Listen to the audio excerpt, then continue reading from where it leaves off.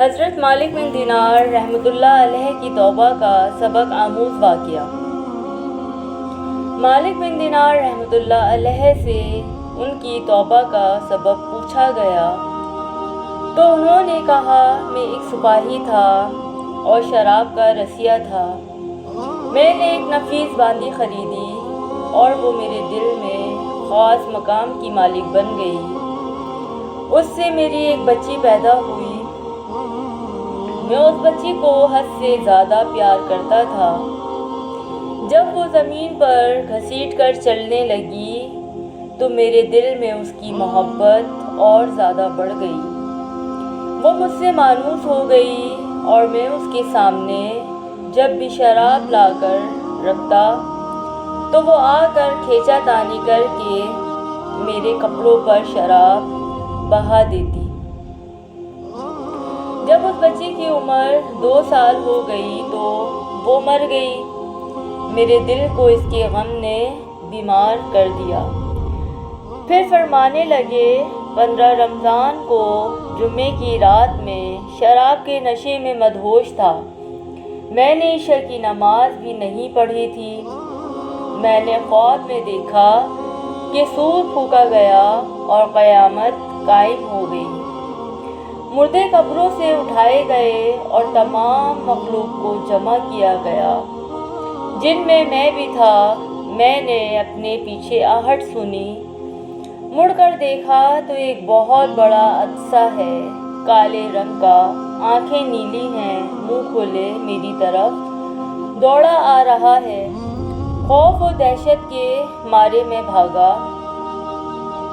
راستے میں ایک صاف ستھرے لباس والے شخص کے پاس سے گزر ہوا۔ میں نے سلام کہا، اس نے جواب دیا۔ میں نے کہا، بابا مجھے اس عدسے سے پناہ دو۔ تجھے اللہ تعالیٰ پناہ دے۔ وہ بوڑھا رونے لگا اور کہا، میں کمزور اور ضعیف ہوں اور یہ عدسہ بڑا ہے، یہ میرے بس میں نہیں کہ آگے چلو اور بھاگو۔ شاید اللہ تعالیٰ تیری نجات کی کوئی صورت بنا دے۔ میں آگے بھاگنے لگا اور ایک بلند جگہ پر چڑھ گیا۔ ادھر میں نے جہنم کے طبقات کو جھانک کر دیکھا، ان کی ہولناکیاں دیکھی۔ قریب تھا کہ عدسے کے خوف سے میں ان میں گر جاتا۔ مجھے کسی نے آواز دے کر کہا، یہاں سے آگے جاؤ، تم یہاں کے رہنے والے نہیں ہو۔ میں اس کی بات سے مطمئن ہو گیا اور وہاں سے واپس لوٹا تو عدسہ میرے پیچھے تھا۔ میں پھر دوبارہ اس بوڑھے کے پاس آیا اور کہا، بابا میں نے آپ سے درخواست کی کہ اس عدسے سے میری جان چھڑاؤ، آپ نے کچھ نہیں کیا۔ وہ بوڑھا پھر رونے لگا اور کہا، میں ناتواں ہوں، البتہ تم اس پہاڑ کے پاس جاؤ جہاں مسلمانوں کی امانتیں ہیں۔ اگر تمہاری کوئی امانت ہو تو وہ تمہاری مدد کرے گی۔ میں نے دیکھا کہ چاندی کا ایک گول پہاڑ ہے اور اس میں جگہ جگہ سوراخ اور روشن دان ہیں اور پردے لٹکے ہوئے ہیں۔ ہر روشن دان پر سونے کے 2 پٹے ہیں اور ان کے قبضے یاقوت کے ہیں اور آرائش موتیوں کی۔ ہر پٹے پر ایک ریشمی پردہ ہے۔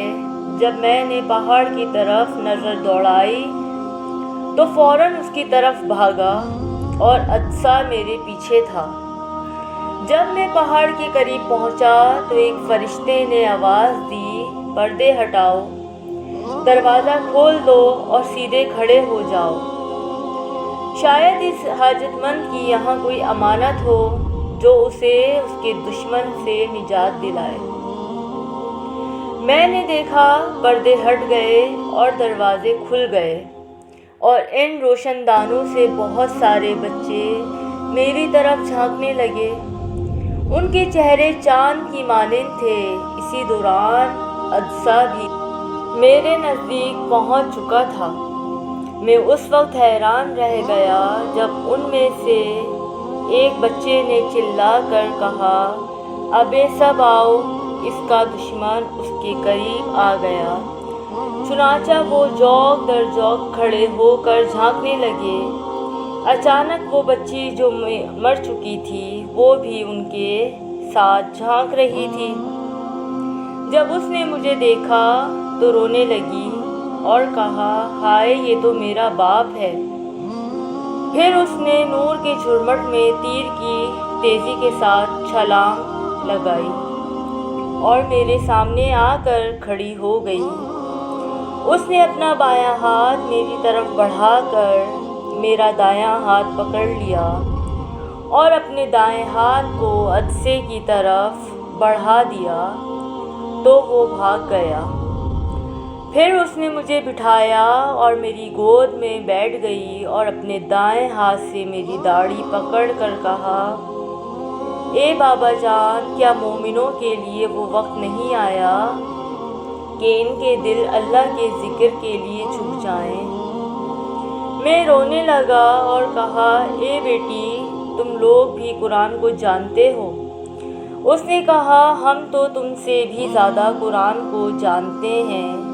मैंने कहा, अदसे के बारे में तो कुछ बताओ जो मुझे हलाक करने के दर पे था।